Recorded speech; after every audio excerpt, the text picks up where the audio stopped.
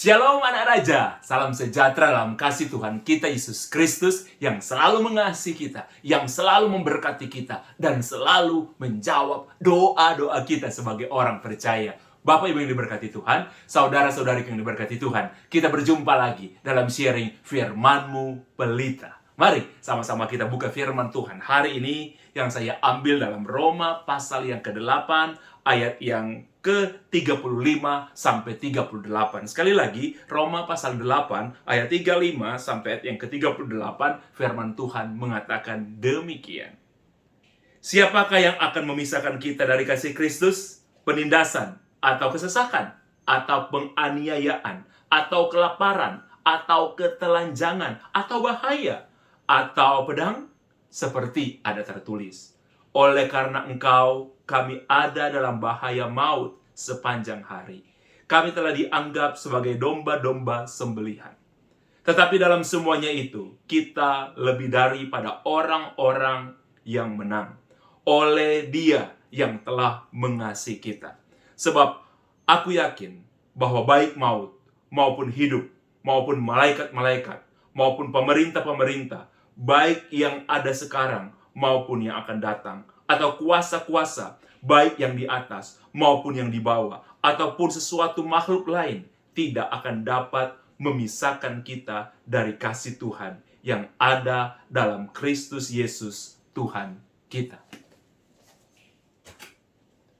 Bapak Ibu yang diberkati Tuhan, saudara-saudariku yang diberkati Tuhan dimanapun Anda berada, hari ini kita akan belajar tentang apakah yang bisa memisahkan kita dari kasih Kristus. Saudara yang terkasih, kita baru saja memperingati Jumat Agung dan kemudian kita memperingati Paskah. Yang saya ingin katakan dan tegaskan kepada Bapak Ibu, saudara-saudari dimanapun Anda berada, Yesus adalah Tuhan yang menjadi manusia. Sekali lagi, Yesus adalah Tuhan yang menjadi manusia, bukan manusia yang dianggap atau diangkat menjadi Tuhan. Dan sekali lagi saya ingin menegaskan kepada kita semua, termasuk saya, Yesus itu bukan nabi. Yesus adalah Tuhan. Sekali lagi, Yesus bukan nabi. Yesus adalah Tuhan. Dia mati di kayu salib untuk saya dan saudara. Dan pada hari ketiga, Yesus bangkit di antara orang mati. Ada banyak orang hebat di dunia ini. Ada banyak pahlawan yang luar biasa di dunia ini. Ada banyak orang yang karismatik di dunia ini. Ada banyak orang yang bisa menguasai banyak kerajaan dan lain sebagainya. Tetapi ketika maut menjemput mereka, mereka mati untuk selamanya. Tapi Yesus mati, kemudian Yesus bangkit. Itu menunjukkan bahwa Dia adalah Tuhan yang berkuasa atas apapun, termasuk maut sekalipun. Ya, Yesus berkuasa. Tujuan Yesus mati bukan untuk musnah. Tujuan Yesus mati untuk memperlihatkan bahwa Dia mengasihi saya dan saudara. Dia mengasihi umat manusia. Karena satu-satunya cara untuk menebus dosa manusia dengan kematian Tuhan sendiri. Dia menebus dosa saya dan saudara. Dan kita tahu bersama bahwa betapa sakitnya Yesus. Betapa penderitaan sejak Yesus dituduh. Kemudian Yesus diadili dengan cara yang tidak adil. Yesus diadili dengan cara yang tidak adil. Dituduh dengan tuduhan yang tidak ada.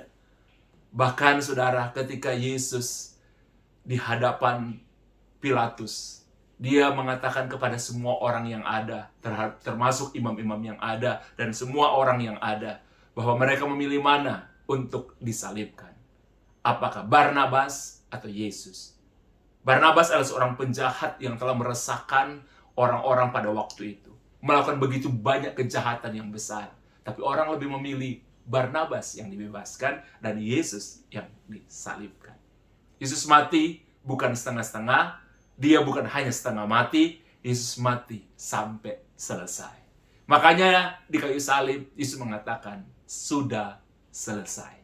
Jadi tugas penebusan itu Yesus kerjakan sampai selesai. Amin. Yes. Sekali lagi saya ingin mengatakan kepada saudara, tugas penebusan, tugas menghapus dosa manusia, tugas untuk mengembalikan manusia kepada hidup yang Tuhan inginkan, mengembalikan hubungan manusia dengan Bapa di surga, itu sudah selesai. Yesus menuntaskan semua tugasnya sampai sudah selesai. Dan saudara harus ingat hari ini bahwa apapun yang masalah yang dialami orang percaya, kalau Anda punya iman, Anda tahu pada waktunya sudah selesai. Karena di kayu salib, kutuk dosa sudah selesai. Amin, saudara. Di kayu salib, saudara. Di kayu salib, semua sakit penyakit kita ditanggung oleh Tuhan Yesus, dan Tuhan Yesus katakan, sudah selesai. Makanya saudara, yang dalam kitab Roma, Paulus mengatakan, apakah yang dapat memisahkan kita dari Kristus? Apakah penderitaan? Apakah ketelanjangan? Apakah pedang? Saudara yang diberkati Tuhan, tidak ada yang bisa memisahkan kita dari kasih Kristus. Dan firman Tuhan katakan, kita ini lebih dari pemenang. Karena tidak ada yang bisa memisahkan kita dari kasih Kristus. Kenapa, saudara? Karena dalam penderitaan pun, bagi orang percaya, kasih Kristus tetap akan nyata. Dalam kesulitan sekalipun, saudara, bagi orang percaya, kasih Kristus tetap nyata. Jadi, kasih Tuhan tidak hanya nyata di dalam, saudara, berkat. Kasih Tuhan tidak hanya nyata, saudara, kalau saudara diberkati. Kasih Tuhan tidak hanya nyata kalau saudara mengalami hal-hal yang baik. Tapi kasih Yesus juga tetap nyata dalam penderitaan. Kasih Yesus tetap nyata di dalam kesulitan. Kasih Yesus tetap nyata di dalam aniaya. Jadi, kasih Yesus tetap ada dalam keadaan apapun kita. Dalam kesulitan pun, kasih Yesus ada di sana. Jadi, tidak ada alasan bagi kita kalau kita menderita, saudara, dan kita nggak bisa merasa sukacita. Memang tubuh kita menderita, memang hidup kita susah, mungkin kita mengalami. Tapi saudara, ada hal yang tidak bisa dibeli oleh dunia ini, yaitu kasih Kristus yang hidup dalam diri kita. Kasih Kristus yang mengalir dalam hidup kita. Sehingga saudara tidak akan terpisahkan dari kasih Kristus, apapun yang saudara dan saya alami dalam kehidupan ini. Dan kita lebih dari pemenang. Kenapa dikatakan, saudara, bahwa orang percaya dalam Tuhan, dia menderita pun dia tetap menang? Karena begini, saudara, ya, orang biasanya kalau kaya, kalau sukses, kalau berhasil, mereka berbahagia. Tapi kita orang percaya, saudara, kita orang percaya dalam penderitaan pun, saudara, kita bisa berbahagia. Itu yang dikatakan. Biasanya orang kalau menderita, mengalami aniaya, lagi susah, saudara, mereka bersedih. Mereka merasa, wow, hancur semuanya. Tapi bagi orang percaya, yang berarti lebih dari pemenang, saudara, Anda dalam menderita, Anda dalam pencobaan, menghadapi masalah, tapi Anda tetap percaya, Anda tetap bisa bersuka cita. Itu yang disebut lebih dari pemenang. Biasanya orang menang kalau juara. Kita, saudara, nggak juara pun, kita tetap bersuka cita. Karena apa? Saya dan saudara itu lebih dari pemenang. Saya mau kasih contoh, saudara. Saya mau kasih contoh. Orang di perjanjian baru, saya mau kasih contoh, yang boleh dikatakan dia lebih dari pemenang. Dan tidak ada yang bisa memisahkan dia dari kasih Kristus. Ada seorang yang bernama Stefanus di perjanjian baru, di Kisah Para Rasul, ya, Kisah Para Rasul. Dan pada waktu itu Paulus yang bernama Saulus, dia menyaksikan kematian Stefanus. Stefanus memberitakan kebenaran, sekalipun kebenaran itu ditolak. Saudara harus ingat, kebenaran ditolak sekalipun, dia tetaplah kebenaran. Stefanus menyampaikan kebenaran, saudara, di hadapan imam-imam, di hadapan orang-orang ahli Taurat. Dia menyampaikan, saudara, kebenaran, dan mereka menolak kebenaran itu. Dia menyampaikan tentang Kristus. Dan kemudian mereka menolak itu. Sampai pada akhirnya ketika Stefanus bilang begini, aku melihat surga dan Yesus duduk di sebelah kanan Tuhan. Saudara, orang-orang menjadi marah di sebelah kanan Allah Bapa di surga. Orang-orang menjadi marah. Dan mereka akhirnya membawa Stefanus keluar dan mereka melempari Stefanus. Tapi saudara tahu, Stefanus ketika dia dilempari, dia melihat ke surga. Dia tersenyum dan dia melihat ke surga. Dan ketika Stefanus menjelang, dia mati karena dia dilempari. Dia bilang begini, ya Tuhan, terimalah rohku. Jadi dalam pemberian Stefanus pun, dia dilempari dengan batu. Dia dianiaya. Stefanus membuka mata dan dia melihat surga. Beberapa mengatakan bahwa Stefanus tetap bisa tersenyum sekalipun dilempari. Dia dilempari dengan batu. Saudara bayangkan, ada batu yang dilempari dengan sangat keras. Saudara bayangkan, saudara, betapa menderitanya. Kalau mungkin ditembak mati, saudara, langsung selesai. Tapi kalau dilempari, itu panjang sekali, saudara. Seperti disalib. Tapi Stefanus dilempar dengan batu. Tapi dia dilempar dengan batu pun, dia nggak menderita. Sakit iya. Tapi saudara tahu, mata rohaninya jauh memandang ke depan, sehingga dia memandang ke surga. Dan begini, aku melihat langit terbuka, dan Yesus duduk di sebelah kanan Bapa di surga. Oke? Saudara, itu yang dikatakan Stefanus lebih dari pemenang. Saudara, bagi orang dunia, kadang-kadang orang Kristen karena mempertahankan kebenaran mereka kalah. Tapi tidak, saudara. Yang disebut lebih dari pemenang. Saudara, dalam penderitaan pun saudara masih bisa mengucap syukur. Itu yang disebut lebih dari pemenang. Saudara dianiaya, direndahkan sekalipun. Tapi saudara tidak merasa rendah. Itu yang disebut lebih dari pemenang. Saudara dihina sekalipun, tapi saudara tetap bisa bersuka cita. Saudara tidak merasa terhina, sekalipun hina. Itu yang disebut lebih dari pemenang. Saya hari-hari ini mengatakan kepada setiap orang percaya dalam setiap sharing saya di mimbar, saudara, dimanapun saya berada, bahwa Yesus mengalami penyaliban. Yesus mengalami apa yang disebut dengan jalan salib, kemudian Yesus disalibkan. Saya dan saudara, apapun kesalahan kita nggak perlu untuk disalibkan. Tapi kita, saudara, mengalami apa yang disebut dengan jalan salib. Orang percaya bukan tidak menderita. Paulus pun mengatakan, saudara, Paulus pun merasakan, dia mengajarkan kasih karunia.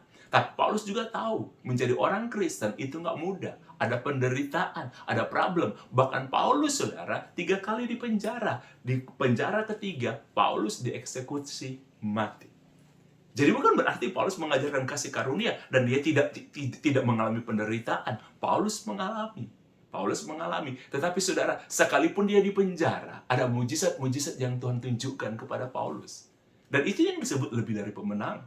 Oke? Paulus mau diancam mati pun, Paulus siap. Karena kebenaran, itu yang disebut dengan lebih dari pemenang. Kalau saudara Paulus mau, dia bisa berkompromi. Tapi Paulus nggak mau. Saudara yang diberkati Tuhan, kadang-kadang kita sebagai orang percaya, kita akan mengalami apa yang kita sebut dengan jalan salib.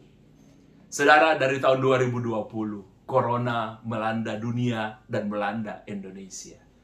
Saudara, hidup kita, banyak orang, saudara, melalui jalan ini. Dan ini salah satu ujian yang cukup berat bagi kebanyakan orang. Saya menceritakan kepada Anda semua, anak raja, saya punya seorang sahabat. Kami dulu sama-sama pelayanan di Anak Muda. Saya mengenal dia, saudara, dengan cukup baik. Kami bersahabat, oke?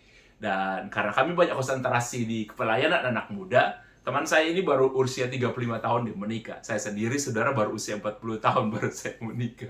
Kami banyak konsentrasi pelayanan di youth. Saudara, kemudian di tengah-tengah Corona ini, khususnya kami yang penginjil, saya ini seorang penginjil, saudara. Saya full-timer dalam arti saya menyerahkan hidup saya dalam pelayanan, tapi saya tidak bernaung, bukan full-timer dalam arti setiap hari ngantor di gereja. Tapi saya bernaung di sebuah gereja, saudara. Saya bernaung di sebuah gereja, ya di gereja YHS, tapi saya bukan full-timer, saudara. Oke, tapi saya bernaung dan tunduk pada aturan-aturan gereja di mana saya bernaung. Saudara yang diberkati Tuhan, teman saya, karena saya penginjil, ya teman-teman saya juga ada beberapa penginjil, termasuk teman saya ini. Dan salah satu dampak cukup besar itu bagi kami penginjil, saudara. Karena semua gereja itu tutup. Semua persekutuan doa tutup. Semua ibadah-ibadah tutup. Oke? Jadi, boleh dikatakan kalau full-timer di gereja yang saya tahu beberapa ada gereja mengadakan pemotongan gaji bulanan, tapi tetap ada terima gaji. Tapi bagi kami, saudara, kami yang penginjil sama sekali nggak ada. Saya ingin cerita kepada teman saya ini. Memang beberapa teman menghubungi saya, kami sama penginjil, mereka tanya sama saya, pernah saya ceritakan kepada saudara, mereka tanya sama saya, bro, lu udah jual apa aja? Karena saudara, untuk bertahan hidup, menghadapi situasi ini, semua kita diuji, saudara. Ya, mereka karena tidak ada pemasukan, mereka jual apa yang mereka miliki. Termasuk teman saya ini. Di akhirnya, saudara, karena di awal-awal dia masih bisa bertahan, tapi saudara, di pertengahan tahun 2020, dia mulai menjual apa yang dia miliki. Dia sampai harus memakai tabungannya dia. Namanya tidak ada pemasukan, tapi tetap ada pengeluaran, lama-lama tabungan habis. Sampai akhirnya saudara, biaya yang dia siapkan untuk sekolah anaknya beberapa waktu ke depan, itu mulai dia ambil juga. Sampai akhirnya tabungannya terkuras habis. Terkuras habis, karena tetap ada kebutuhan. Pemasukan tidak ada, saudara, tapi kebutuhan-kebutuhan tetap ada. Sampai pada akhirnya, saudara, dia akhirnya bisa menjual perhiasan istrinya. Sampai pada terakhirnya, saudara, dia harus menjual cincin pernikahan. Istrinya waktu itu beritahukan saya. Dia bilang sama saya, "Pastor bro, kami harus menjual cincin nikah." Saya nggak mau, ini cincin nikah. Saya bilang, kalau memang harus, ya mau apa lagi. Saya katakan kepada istrinya, "Nggak apa-apa. Ya, tapi nggak bisa, ini kan cincin nikah." Sudah, nggak apa-apa. Cincin nikah itu cuma memori. Nanti kalau punya uang, bisa beli lagi. Saya bilang begitu. Akhirnya saudara, istrinya sepakat dengan suaminya, mereka menjual cincin nikah mereka. Oke? Jadi semakin hari semakin, dari tahun 2020, 2021, saudara, dia bisa bertahan dengan menjual apa yang mereka miliki. Sampai pada akhirnya, saudara, di tahun 2022 ini, saudara, memang dari tahun 2021 pertengahan, dia mulai, dia berdoa waktu itu ya. Saya mau ceritakan apa adanya kepada saudara. Dia berdoa, dia punya mobil, dia punya sepeda motor. Akhirnya, saudara, dia jadi driver ojek online. Kendaraan online. Tapi waktu itu kami bersama dia juga berdoa, "Tuhan, ini mobil atau sepeda motor?" Tapi akhirnya, saudara, dia mengambil keputusan, dia berdoa sungguh-sungguh, dan dia tahu Tuhan kasih keteguhan untuk sepeda motor. Dia jadi kendaraan online sepeda motor. Saudara, bayangkan teman saya ini seorang penginjil dari muda, seorang yang melayani Tuhan dari muda, seorang yang melayani dengan sungguh-sungguh tanpa pamrih, tidak pernah memandang saudara PK, persembahan kasih dan lain sebagainya, memberikan hidupnya kepada Tuhan. Saudara tahu, dari tahun 2020-2021, seakan-akan nggak ada jalan. Seakan-akan dia berdoa, dia berpuasa, tapi seakan-akan kadang-kadang Tuhan itu diam. Itu luar biasa, saudara. Tapi seakan-akan Tuhan diam. Sampai pada akhirnya, saudara, di awal tahun 2022 ini, satu kali, saudara, dia menghubungi saya. Dan dia mengatakan kepada saya, "Bro," dia telepon saya, dia katakan begini, "Bro, dalam 2 hari, aku ada kewajiban yang harus aku bayar." Saya bilang, "Berapa yang kamu harus bayar?" "Sekitar 6.800.000 sekian." Dia mengatakan kepada saya. Terus kemudian, saudara, dia bilang begini, "Masalahnya bro," dia bilang begini, "Masalahnya bro, aku cuma punya uang di tabungan di bawah 1 juta. Terus saya tanya sama dia, "Terus maksud kamu telepon saya apa?" Dia langsung bilang, "Bro, aku nak meminta uang sama kamu. Aku itu cuma cerita sama kamu. Supaya kamu juga bantu aku dalam doa." Dalam 2 hari, dia bilang, "Saya membutuhkan uang 6.800.000 sekian," dia cerita sama saya, tapi uang yang ada di tabungan hanya tidak sampai 1 juta. Saya bilang kepada teman sahabat saya ini, saya bilang sama dia, "Oke, begini, kalau dalam waktu 2 hari, kamu tidak punya uang, kamu tidak mendapatkan uang untuk membayar kewajiban kamu sebesar 6.800.000 sekian, kamu kontak saya." Dia bilang begini sama saya, "Loh, memangnya bro, kalau misalnya aku kontak kamu akan bantu saya untuk bayar?" Saya bilang, "Saya nggak janji. Tapi saya bilang sama dia, ya, karena saya nggak janji, karena kita juga sama-sama menghadapi situasi yang sama, tapi saya bilang begini, saya nggak janji. Tapi saya bilang begini, pokoknya kalau waktu dalam 2 hari, kamu nggak punya uang untuk membayar kewajiban yang harus kamu bayarkan, kamu kontak saya." Saudara, dan selama 2 hari itu, dia bekerja di Gojek, di kendaraan online, itu dari pagi subuh jam 5, jam 6, sampai jam 12 malam. Dia bekerja dengan sangat keras. Dia bekerja dengan sangat luar biasa, saudara. Tapi ini kesaksiannya dia, sampai hari yang kedua, dan besoknya dia harus bayar, saudara. Jumlah uang yang dia kumpulkan, yang ada dapat hanya 3 jutaan sekian. Masih kurang untuk membayar kewajibannya. Di hari terakhir, saudara, dia bekerja sampai jam 12 malam. Istri dan anaknya telepon dia, sudah pulang saja. Dia bilang, tapi kita belum dapat uang yang cukup untuk bisa membayar semua kewajiban kita. Tapi istri dan anaknya bilang, pulang saja. Istrinya bilang, saya dan anaknya dua, saudara. Anaknya dua, saudara. Satu SMP, satu SD. Kemudian istrinya bilang begini, pulang aja. Karena memang teman saya ini, saudara, istri dan anak-anaknya di rumah udah menunggu dia untuk pulang karena mereka nggak punya uang untuk beli makan. Karena mereka persiapkan tabungan mereka, saudara, untuk membayar kewajiban. Dan teman saya ini sudah beli ayam goreng, nasi goreng, dan mie goreng untuk mereka makan bersama. Saudara, di tengah malam, saudara, jam 12 lewat, saudara, tiba-tiba ada yang masuk, saudara, untuk pesan makan. Sebenarnya dia sudah mau pulang karena ada pesanan yang masuk, ada order yang masuk. Sebenarnya dia sudah mau pulang, saudara. Dia sudah mau pulang karena apa? Istri dan anaknya lapar di rumah dan makanannya ada di tangannya dia. Dia sudah beli. Sebenarnya dia sudah mau pulang, saudara. Tapi orderan itu masuk. Orderan itu. Dia akhirnya harusnya mau ambil, saudara. Tapi ada suara yang berbicara sama dia. Dia bilang sama saya, itu suara itu berbicara seperti audible. Dia bilang, ini hanya jarang sekali terjadi. Pernah terjadi, tapi jarang terjadi.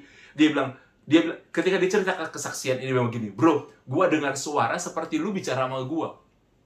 Jadi suara itu bicara begini, ambil order ini. Ambil order ini. Dia harus mau ambil. Tapi ada suara itu tegas bilang begini, ambil order ini. Akhirnya saudara dia ambil order itu. Dan orderan itu makanan di sebuah gerai fried chicken kayak gitu. Nilainya sekitar 250-an lebih. 250-an. Kemudian dia ambil order itu saudara. Kemudian dia bawa di alamat yang dituju. Di sebelah kompleks perumahan yang cukup yang mewah saudara. Dan ternyata rumah juga alamat yang itu rumah yang sangat besar dan rumah yang sangat mewah. Dia sampai di rumah itu. Kemudian dia bunyikan bel. Nah, saudara, biasanya kalau tengah malam kayak gitu, biasanya yang keluar itu pembantu rumah tangga, atau mungkin yang keluar biasanya, saudara, biasanya orang bilang begini, letakkan di pagar aja. Biasanya kan ada tempat gitu, letakkan di kotak aja. Biasanya seperti itu. Tapi dia bilang dia heran, yang keluar itu ibu-ibu. Dan dia tahu ini kemungkinan pemilik rumahnya, dari pakaiannya, gitu kan. Oh, ibu itu keluar, dan dia tahu ibu ini pasti bukan orang Kristen. Dari pakaiannya dia tahu ibu ini pasti bukan orang Kristen.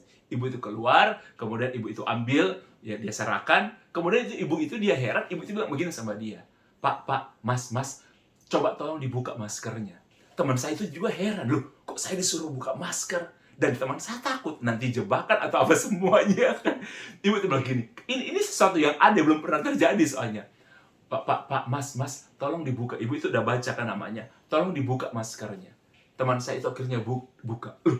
Terus ibu itu kaget dan begini. Loh, kamu ini kan suaminya. Ibu ini sebut nama istrinya. Loh, kamu ini kan suaminya. Ya ini.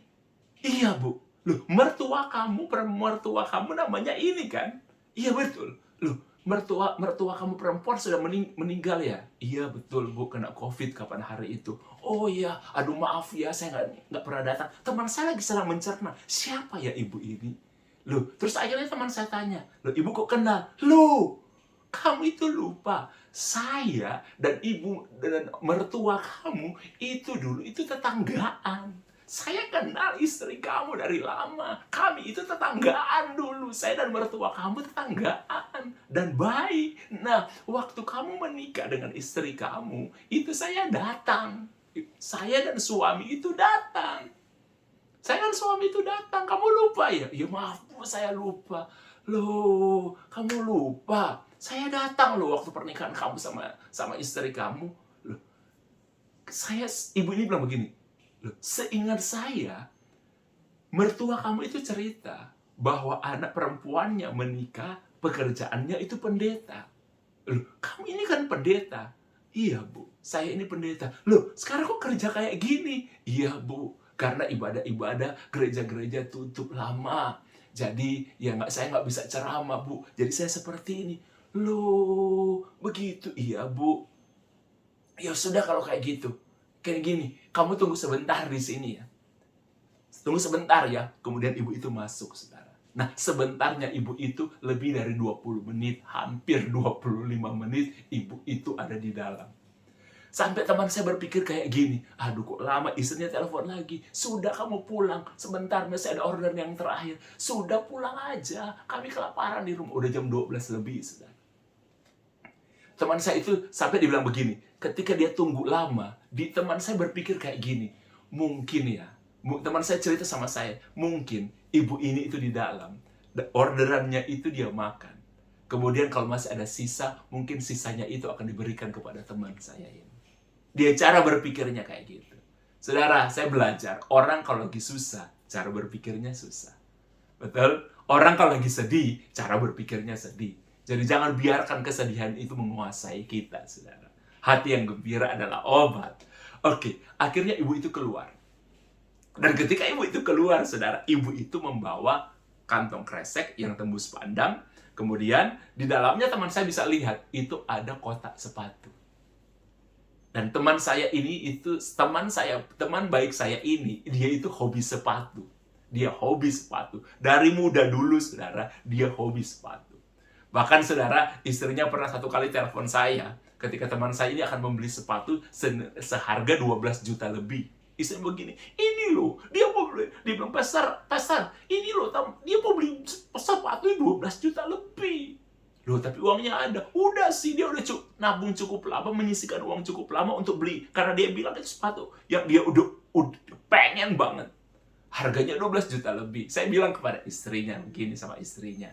Sudah, ya, bagi seorang laki-laki, hobi itu merupakan bagian hidup. Hobi itu bagi seorang pria itu penting sekali.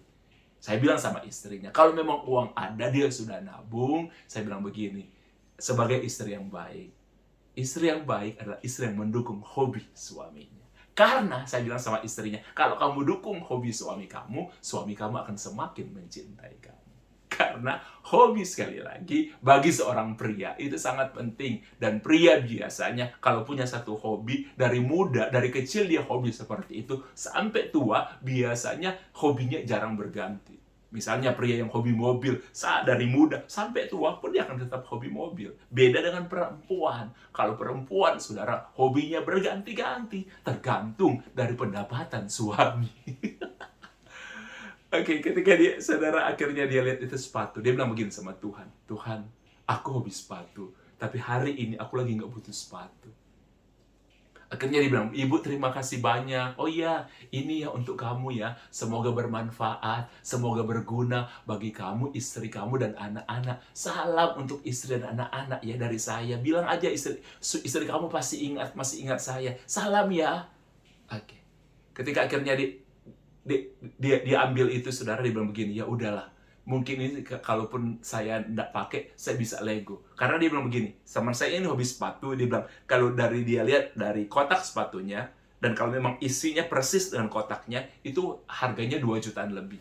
Jadi kalau dia Lego 1 juta, saudara, di antara teman-temannya, mungkin ada yang akan ambil, atau ada yang akan sambar itu.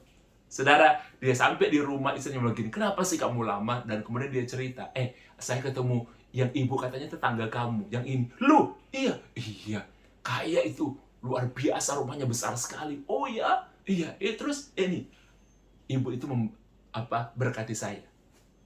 Dia kasih tunjuk, oke, taruhlah di ruang tamu. Kemudian saudara, dia, istri dan anak-anaknya makan. Mereka makan bersama, kemudian hampir selesai makan, anaknya yang tertua, yang SMP, mengatakan begini, Pak, aku lihat ya sepatunya ya. Ya udah, kamu lihat aja. Ketika saudara tahu, teman saya ini masih makan, duduk di meja makan, saudara di sekitar meja makan, anaknya ke depan, ke ruang tamu, kemudian lihat isi sepatunya. Tiba-tiba anaknya teriak, wah, Papa, Mama. Teman saya bilang begini, yang ada di pikirannya dia waktu itu, ini gue di prank. Aku di prank mungkin sama ibu itu. Mungkin isinya sampah, mungkin isinya ular atau lain sebagainya. Teman saya, dia langsung lompat, dia berlari ke depan. Dan begini, Papa, Mama lihat. Saudara tahu, di dalam kotak sepatu itu bukan berisi sepatu, tapi ada uang yang masih dalam bandelnya Bang. Ya, dan masih dalam bandelnya Bang. 100 ribuan, dan masih ada bandelnya Bang, dan tertulis di situ. Ya, per bandel itu 10 juta. Dan ada berapa bandel, saudara? Ada 7. Jadi totalnya uang di dalam kotak sepatu itu 70 juta. Itu luar biasa, saudara. Itu luar biasa. Dia cerita sama saya, dia bilang begini sama saya, bro,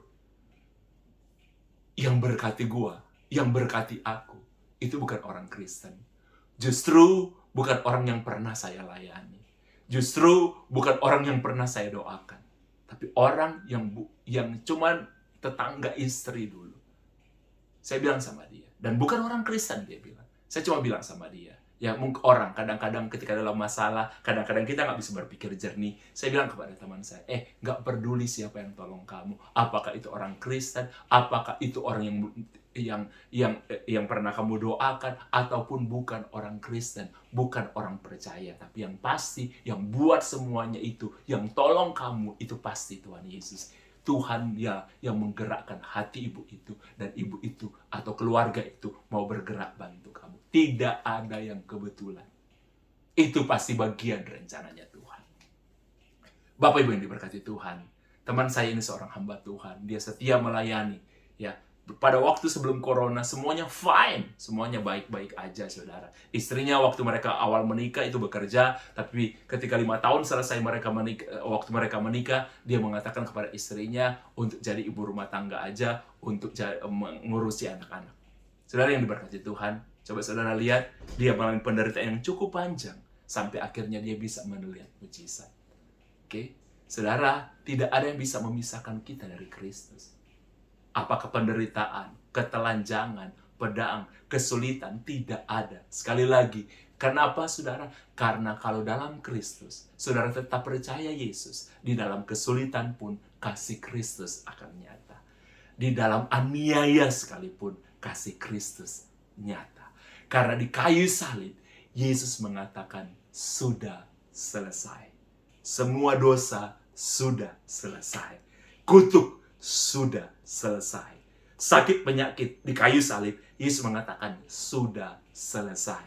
Yesus tidak mengatakan bersambung, tidak. Tapi Yesus mengatakan sudah selesai.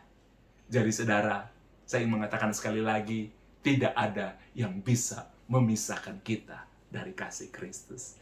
Saya berdoa di keadaan apapun, kasih Kristus tetap akan nyata dalam kehidupan saudara, dan saudara akan mengalami pertolongan Tuhan. Saudara akan mengalami mujizat Tuhan. Saudara akan mengalami kasih karunia ekstra. Saudara akan mengalami mujizat yang tidak pernah saudara pikirkan. Mujizat yang datang tiba-tiba kepada saudara. Saudara, kalau hari-hari ini saudara butuh mujizat. Hari-hari ini saudara sedang membutuhkan anugerah ekstra, mujizat khusus, apakah dalam keuangan, atau saudara sedang sakit, atau apapun hari ini. Mari sama-sama kita berdoa. Kalau hari-hari ini saudara menyaksikan video ini dan saudara sedang membutuhkan sesuatu, mungkin saudara membutuhkan mujizat ekstra. Mungkin saudara sedang membutuhkan kasih karunia khusus. Mari sama-sama kita berdoa. Karena saudara harus tahu, ingat sekali lagi, Yesus mengatakan di kayu salib, sudah selesai. Amin. Mari kita berdoa. Kuralabata karalaba shikapa karalabaralabase. Sebab Tuhan hidup, ada hari esok. Sebab Tuhan Yesus hidup, kami tak gentar. Sebab Tuhan Yesus hidup, kami ada hari esok. Kami tak gentar menghadapi apapun. Haleluya, haleluya, haleluya, haleluya. Aku berdoa kepada setiap jemaatmu. Aku berdoa kepada setiap anak raja dimanapun mereka berada. Dan hari-hari ini mereka sedang membutuhkan mujizat khusus. Kasih karunia ekstra di dalam keuangan. Diberkatilah keuanganmu dalam nama Yesus. Tuhan akan membuka jalan. Tuhan akan memberkati engkau. Tuhan akan mengirimkan sesuatu yang baik. Dan engkau bisa menyelesaikan semuanya dengan baik. Yang membutuh mujizat keuangan, Tuhan memberikan dalam nama Yesus. Kalau ada di antara Tuhan, anak raja yang sedang mengalami kesakitan, apakah itu mereka, atau saudara, orang tua, anak-anak, sahabat mereka, dan butuh kesembuhan, aku berdoa dalam nama Yesus. Engkau yang akan menyembuhkan, karena sakit penyakit kami di kayu salib sudah selesai. Sekali lagi, sakit penyakit kami di kayu salib sudah selesai. Darah Tuhan Yesus menyembuhkan dalam nama Tuhan Yesus Kristus. Tuhan, bagi teman-teman, bagi setiap anak raja yang mengalami hal-hal yang sulit, biar Engkau yang akan Roh Kudus menghibur, menguatkan, sehingga kami kuat menghadapi apapun masalah yang kami hadapi bersama Yesus. Kami cakap menanggung segala sesuatu. Kami cakap menanggung segala sesuatu, dan kami kuat melewati bersama dengan Tuhan Yesus Kristus. Terima kasih, kami berdoa dalam nama Tuhan Yesus Kristus. Haleluya, puji Tuhan. Amin. Saudara yang diberkati Tuhan, dimanapun saudara berada, kalau saudara diberkati dengan video ini, saudara boleh like, boleh subscribe, atau bagikan kepada teman-teman yang ada. Saya selalu berdoa kepada saudara, biarlah saudara diberkati. Ataupun kalau saudara ingin punya komentar, ingin minta beban doa, saudara bisa tulis di komentar untuk saudara bisa didoakan. Terima kasih, Tuhan memberkati kita semua. Shalom, anak raja.